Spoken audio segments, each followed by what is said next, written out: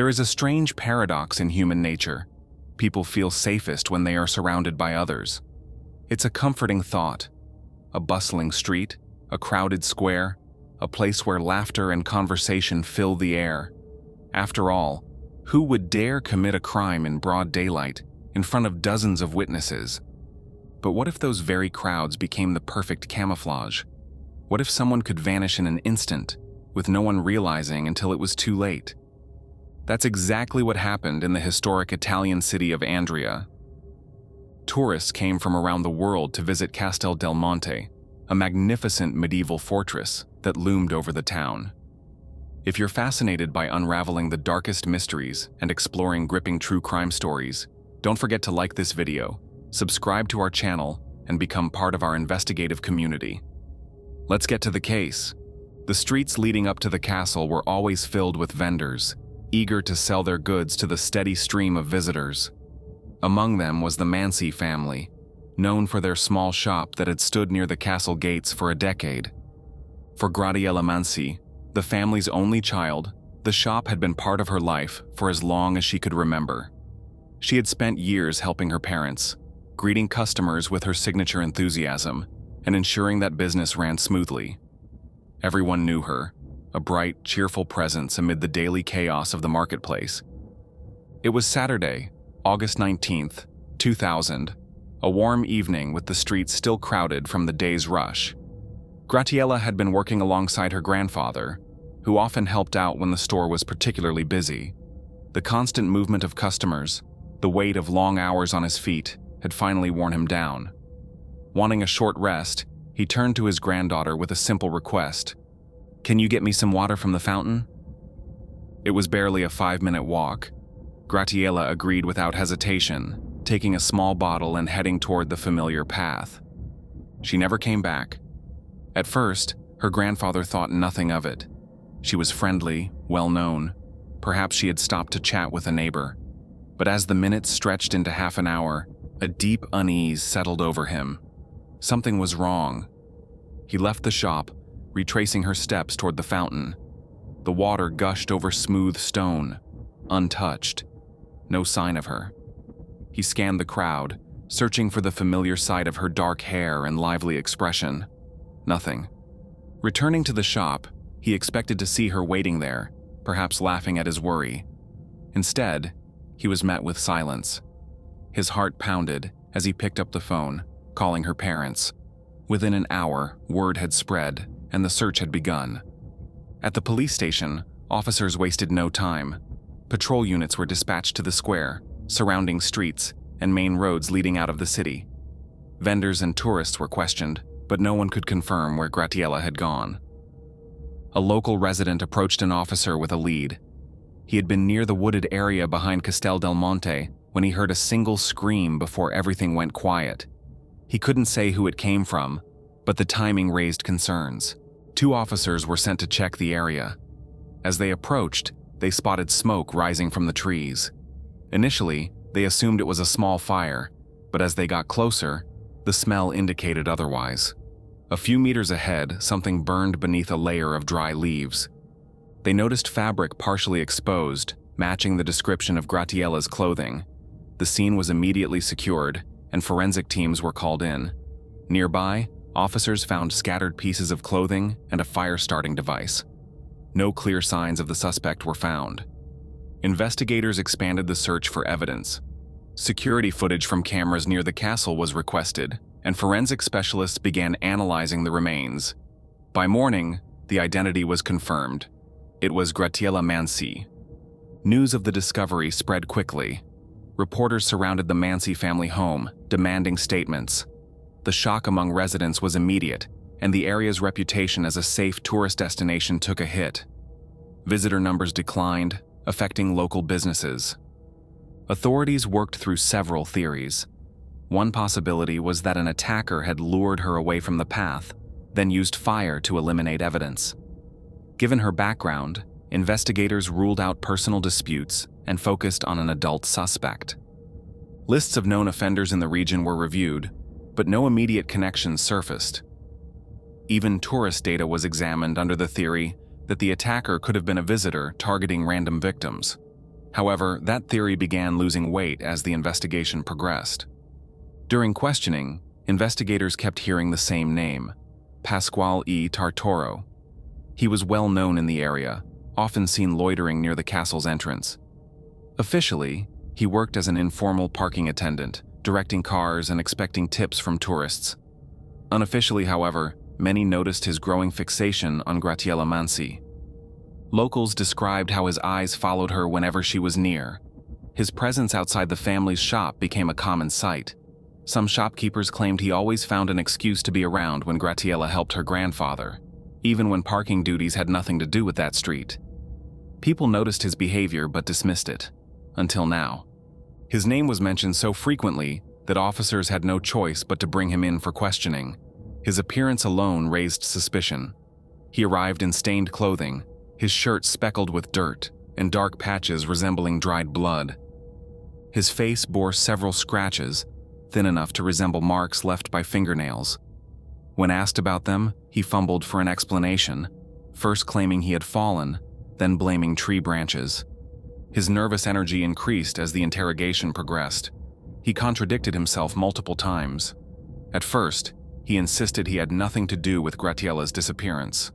Later, he claimed he had wandered into the forest by coincidence, where he had stumbled upon something that frightened him.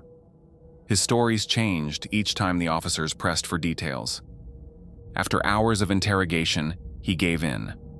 Pasquale admitted that he had seen Graziella by the fountain and convinced her to follow him into the woods. His excuse? A story about a stray dog that had recently given birth nearby. He insisted she had gone willingly, curious to see the puppies. What he initially described as a simple walk spiraled into something darker. He avoided specifics, downplaying his actions, but certain details were impossible to ignore. Investigators noted his evasiveness, his hesitations, the way he carefully chose what to admit. Meanwhile, the media seized the story, flooding newspapers with speculation. Reports clashed, some claiming Pasquale had confessed entirely, others insisting there were still missing pieces to the puzzle.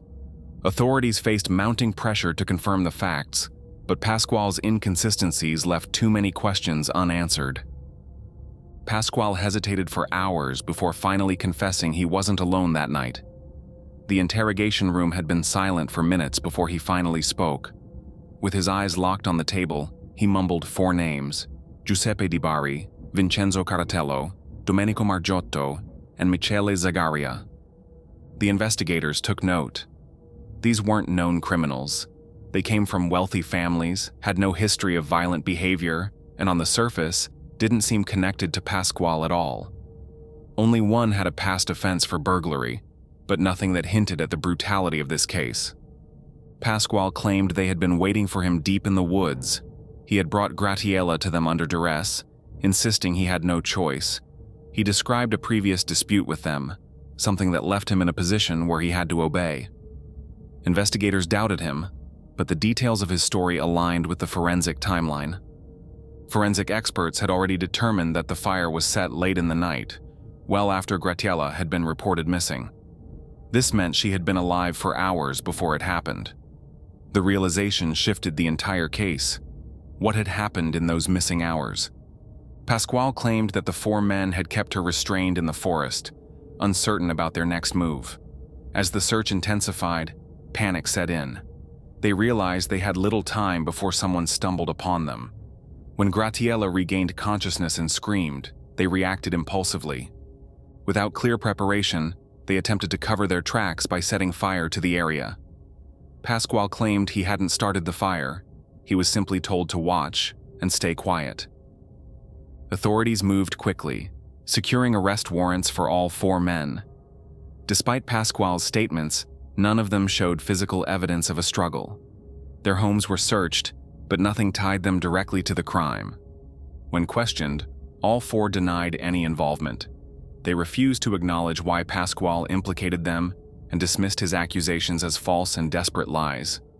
The case, which had seemed straightforward, now became a battle of conflicting stories, Pasquale's word against theirs. The 4 suspects stood firm on their alibis, refusing to alter their statements despite hours of interrogation. Without conclusive evidence, They were released but remained under surveillance. Investigators, however, uncovered an unsettling detail. All four had participated in Graziella's funeral. Before Pasquale had even named them, they had been among those helping carry the ceremonial coffin. Witnesses described them as deeply emotional, appearing to mourn as though they had suffered a personal loss. When confronted about their presence, they insisted it was a gesture of respect. They had often seen Graziella at the Mansi family's shop, though they weren't particularly close to her. Authorities suspected there was more to their attendance than simple grief. Perhaps they were testing the waters, gauging the reaction of the community, or even trying to determine how much investigators knew. In a sea of mourners, their presence hadn't stood out, until now. The case gained new urgency when officers brought them back for questioning. This time, they were separated. Vincenzo and Giuseppe claimed they had spent the evening at a gaming club, getting into a minor argument with each other. Their presence was confirmed, but only for the first hour after Graziella's disappearance. Their whereabouts later that night remained unaccounted for. Michelle and Domenico took a different approach. They refused to answer questions and immediately demanded legal representation. Their silence only fueled suspicions. Investigators began piecing together the timeline. If Vincenzo and Giuseppe had indeed left the gaming club early, where had they gone? The case took a sharp turn when Michelle and Domenico finally decided to speak. Their version of events closely matched Pasquale's confession, adding new layers to the already disturbing case. According to their account, the group had met in the forest under the guise of playing a game. By the time Pasquale arrived with Graziella, the others were already waiting, hidden among the trees. As soon as she stepped into the clearing, they jumped out, surrounding her. They admitted to being drunk, feeding off each other's reckless energy. Watching Graziella's fear unfold became part of their entertainment. At first, they dismissed her panic as exaggerated, but when she froze in terror, unable to react, the situation spiraled. At some point, she fell and lost consciousness. Their amusement turned into uneasy realization. Something had gone very wrong. Then, they heard voices in the distance. The search for Graziella had already begun. Investigators examined the forensic findings carefully, but the damage from the fire had destroyed crucial evidence. The medical report confirmed injuries on Graziella's body, but it was impossible to determine their exact cause. Her clothing was intact, contradicting some of the initial suspicions. The suspects insisted that it had been an accident, but the intentional use of fire suggested otherwise. The flames had erased physical traces that could have provided a clearer picture of what had happened in those missing hours. Investigators believed that the fire had been set deliberately to cover up their actions, but proving it would be a challenge. Vincenzo and Giuseppe distanced themselves from the others, claiming that they had no knowledge of what was planned. They admitted to being present in the forest that night, but insisted they had left as soon as they realized what was happening. Their reason for staying silent? Fear, both of the other suspects and of being accused as accomplices. The trial was lengthy, with Pasquale Tartoro receiving a 30-year sentence due to his cooperation with authorities and lack of direct involvement in the final act. The remaining four faced life imprisonment in solitary confinement, convicted of kidnapping and premeditated homicide. As the verdict was announced, chaos erupted in the courtroom. Graziella's mother collapsed. Her father needed to be restrained as emotions ran high. The families of the accused clashed verbally, with some insisting on their son's innocence. Vincenzo and Giuseppe were particularly vocal, claiming the judicial system had failed them. They even gathered supporters, people convinced that they had been unfairly sentenced. But despite attempts to appeal, the ruling remained unchanged. Years later, the weight of that night finally took its toll. At 27 years old, Vincenzo ended his own life inside prison. His mother had visited him only days before. She had noticed the change, the emptiness in his voice, the distant look in his eyes, but she could do nothing to stop it. Meanwhile, in 2013, a defense attorney filed for a case review, citing procedural violations. The request threatened to bring the case back into the spotlight, reopening wounds that had never fully healed. Attempts to challenge the verdict were swiftly rejected by the court. No further reviews would be considered, and the case remained closed. Pasquale's mother took a different approach. She issued a public apology to the Mansi family, expressing deep regret for her son's involvement. She acknowledged that he had to face the consequences of his actions, but her words brought no comfort. Graziella's mother responded with unwavering resentment. She refused to accept the apology, stating that Pasquale should have suffered the same fate as her daughter. In her eyes, had he not lured Graziella away that evening, none of this would have happened. For the Mansi family, he remained the true culprit. Despite the passing years, Graziella's name was never forgotten. A memorial plaque was placed inside Castel del Monte, displaying her photo and a brief account of her life. Locals and tourists often left flowers and small tributes, transforming the spot into an unofficial place of remembrance. Her family visited often, ensuring that her story remained alive. Meanwhile, Pasquale's fate took an unexpected turn. After serving 24 years in prison, his sentence was reduced for good behavior, and he was released at 44 years old. His former life was gone. He had no friends left, and none of the other men involved reached out to him. He spoke little about the past, except to admit that he would have done things differently if given the chance. For Graziella's mother, his early release was a betrayal of justice. She believed that some crimes could never be forgiven, and people like him would always remain a danger to society. Vincenzo's final years in prison were marked by bitterness. His last letter, written days before his death, contained one final plea of innocence. He insisted that the system had failed him, and that one day the truth would come to light. But for him, that day never came. The remaining three, Giuseppe, Domenico, and Michele, remained incarcerated. Giuseppe, once defiant, had abandoned his legal battles and instead dedicated himself to religion, believing that the truth would one day be revealed. The three men placed full blame on Pasquale, accusing him of being the one who had led Graziella into the forest and set everything into motion. Yet, despite their accusations, Pasquale walked free while they remained behind bars.